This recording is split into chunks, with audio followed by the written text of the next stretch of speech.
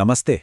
आज के इस एक्सप्लेनर में हम एक ऐसी कहानी पर बात करने वाले हैं जो किसी ब्लॉकबस्टर फिल्म से कम नहीं है। सोचिए, एक ऐसा विशाल साम्राज्य जिसने सदियों तक राज किया और फिर ताश के पत्तों की तरह ढह गया। हम बात कर रहे हैं मुगल साम्राज्य की। लेकिन ये सिर्फ राजाओं और युद्धों की कहानी नहीं है। ये कहानी है समाज की उन गहरी दरारों की जिन्होंने साम्राज्य की नींव को ही खोखला कर दिया। तो चलिए, बिना देरी किए इस ऐतिहासिक पतन की गहराई में उतरते हैं।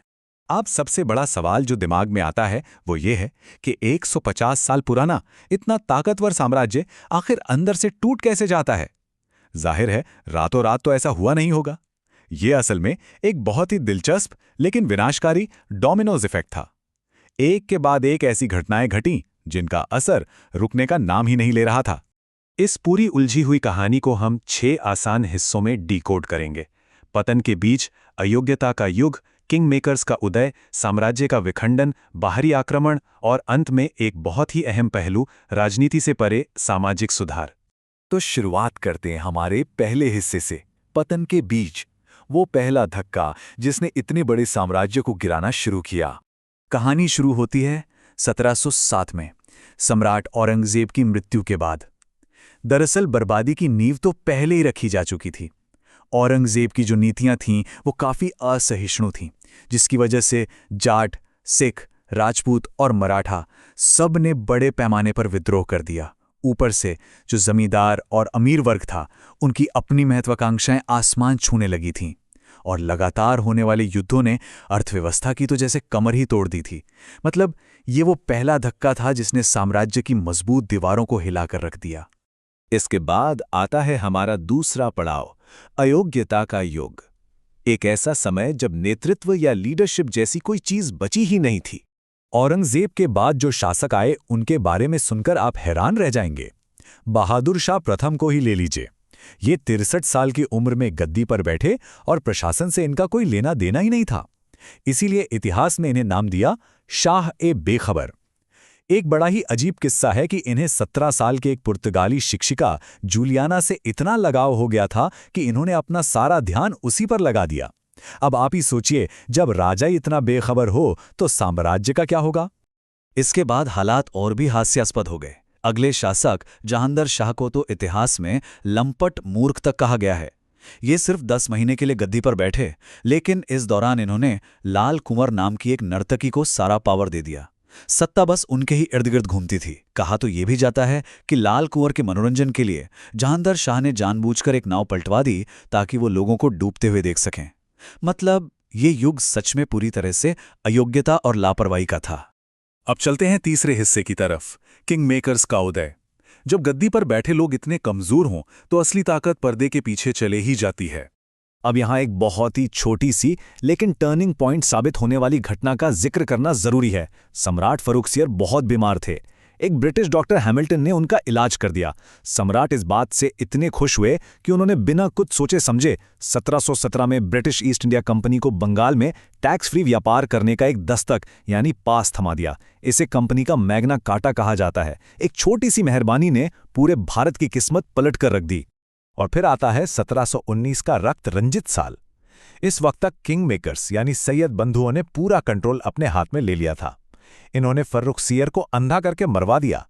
और फिर देखिए क्या होता है। चंद महीनों के अंदर ही इन्होंने एक के बाद एक कठपुतली शासकों को गद्दी पर बिठाया और हटा दिया।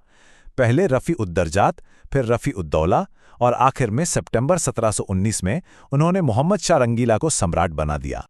और यहीं से शुरू होता है हमारा चौथा भाग, साम्राज्य का विखंडन।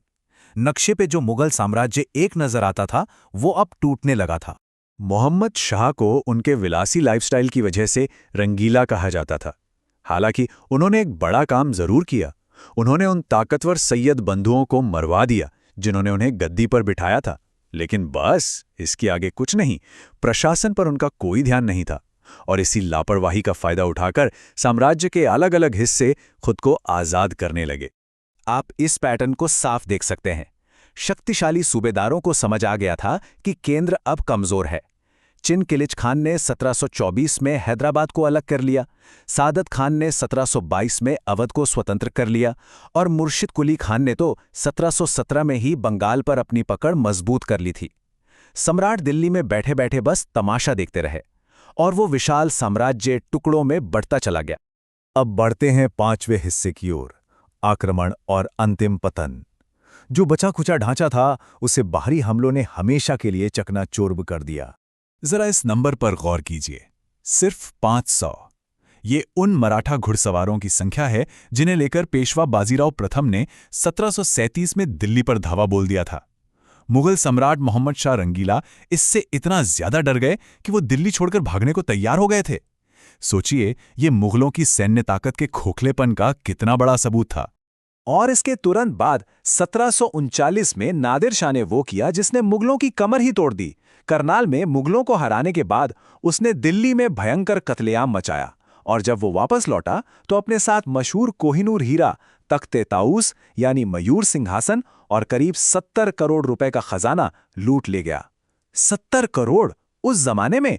इस एक हमले ने मुगल साम्राज्य को पूरी तरह से कंगाल और शक्तिहीन बना दिया। इसके बाद मुगल बस नाम के लिए रह गए थे।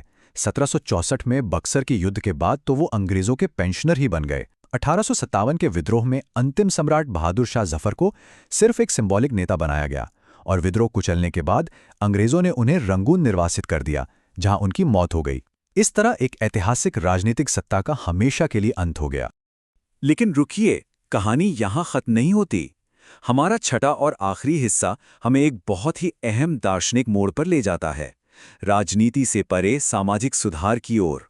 हमने अभी अभी एक राजनीतिक साम्राज्य को गिरते हुए देखा। अब डॉक्टर B.R. अम्बेडकर के विचारों के नजरिए से इस पर गौर करते हैं। हम अक्सर राजाओं, सरकारों या सिस्टम के बदलने को ही असली बदलाव मान लेते हैं, यानी पॉलिटिकल रिफॉर्म। लेकिन स्रोत सामग्री का तर्क ये है कि जब तक समाज की जमीनी हकीकत नहीं बदलती, जैसे जातिगत भेदभाव को मिटाना और इंसान को इंसान के बराबर समझना, यानी सोशल रिफॉर्म नहीं होता, तब तक कोई भी राजनीतिक बदलाव टिकाऊ नहीं हो सकता। डॉक्टर अंबेडकर ने एनिहिलेशन ऑफ कास्ट में बहुत साफ शब्दों में कहा है कि जाति वो राक्षस है जो आपके रास्ते में खड़ा है। बिना इसे मारे ना तो राजनीतिक सुधार हो सकता है और ना ही आर्थिक सुधार। ये बहुत गहरी बात है। कोई भी देश या साम्राज्य तब तक मजबूत नहीं हो सकता जब तक उसका समाज अंदर से बटा हुआ हो। मुगल साम्राज्य की कमजोरी का एक बड़ा कारण यह भी था, एक ऐसा समाज जो आंतरिक रूप से विभाजित था, उसका बिखरना तय ही था। समाज के इस खोखली मानसिकता को समझने के लिए मशहूर शायर मिर्जा गालिब का एक किस्सा बहुत सटीक बैठता है। एक बार गालिब बहुत ही साधारण कपड़ों में बहादुर शाह जफर के दरबार में गए तो उन्हें अंदर जाने से रोक दिया गया।